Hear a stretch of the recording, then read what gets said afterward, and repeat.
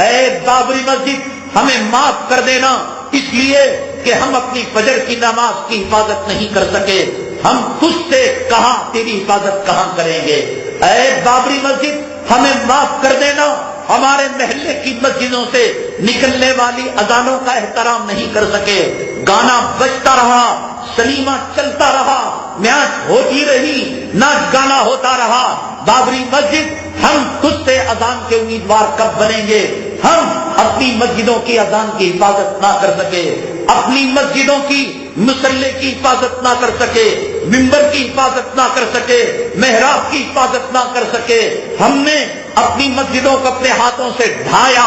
اپنی مسجدوں کا قتل کیا، اپنی مسجدوں کا خون کیا۔ انما یعمر مساجد اللہ من آمن باللہ، قرآن یہ کہتا ہے کہ نماز پڑھنا مسجد کی آبادی ہے، نماز پڑھنا تلاوت کرنا مسجد کی آبادی ہے۔ کتنے مسلمان فجر میں الصلاۃ خیر من النوم کی آواز سن کر حالت جنابت میں والی بیوی کو چھوڑ کر مسجد کی طرف رخ کرتے ہیں۔ بابری مسجد ہمیں معاف کرنا، جو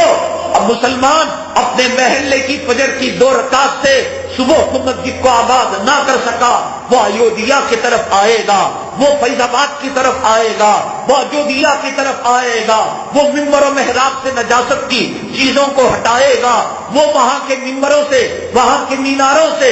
اذان کی گونج لگوائے گا۔ بابری مسجد ذرا انتظار کرنا، امت کی مائیں جب صلاح الدین ایوبی کو جنم دیں گی، بابری مسجد معاف کرنا، امت کی مائیں جب ٹیپو سلطان شہید کو جب دوبارہ جنم دیں گی، بابری مسجد ہجڑے بن چکے ہیں نوجوان، بابری مسجد امت کے نوجوان دولت کے پجاری ہو چکے ہیں، مال کے پجاری ہو چکے ہیں، بفے سسٹم میں کتے سوروں کی طرح انہیں کھانوں سے فرصت نہیں، عورتوں کے غلام بن چکے ہیں، ان کے حیث و نفاس کے کپڑے دھونے سے جب فرصت ہوگی، بابری مسجد ہم تیرے بارے میں سوچیں گے، جورو کی غلامی سے جب فرصت ہوگی، بابری مسجد معاف کرنا ہم تیرے بارے میں سوچیں گے۔ اے بابری مسجد دکان کی غلامی کا تاؤ اور دولت اور مال کی غلامی کا تاؤ جب ہمارے گلے سے نکلے گا، بابری مسجد معاف کرنا ہم تیرے بارے میں سوچیں گے۔ بابری مسجد امت کے نوجوان ہجڑے پن سے جب توبہ کریں گے، ہم تیرے بارے میں سوچیں گے۔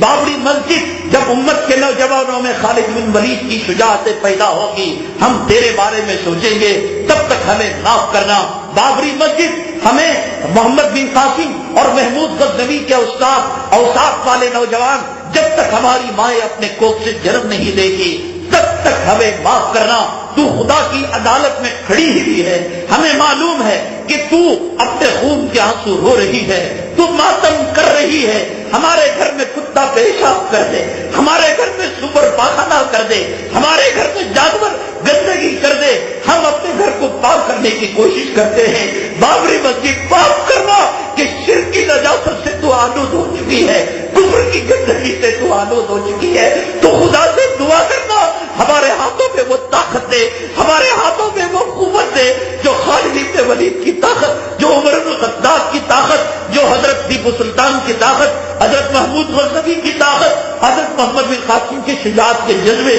ہمارے نوجوانوں کے اندر آ جائے۔ ہمیں کب فرصت ہے دنیا سے، ہمیں کب فرصت ہے زمین کی دلالی سے، ہمیں کب فرصت ہے جورو کے غلاموں سے، ہمیں کب فرصت ہے۔ بابری مسجد تو اللہ کی عدالت میں کھڑے ہو کر، کٹہرے میں کھڑے ہو کر ہم جانتے ہیں ہمارا ایمان ہے، تو رو رہی ہے، تو گڑ گڑا رہی ہے، تو امت کو فریاد کر رہی ہے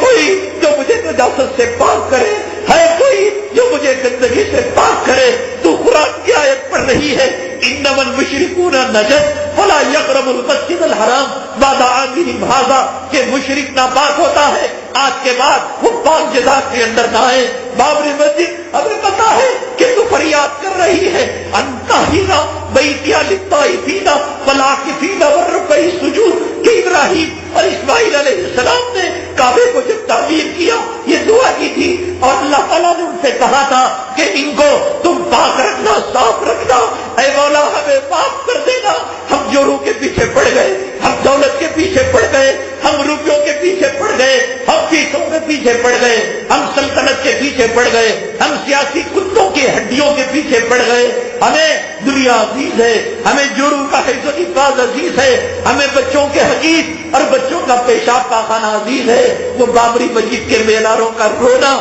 ان کے خون کا آنسو بہانا، اس کا فریاد کرنا آج ہمیں سنائی نہیں دے رہا ہے، بلکہ یہ باتیں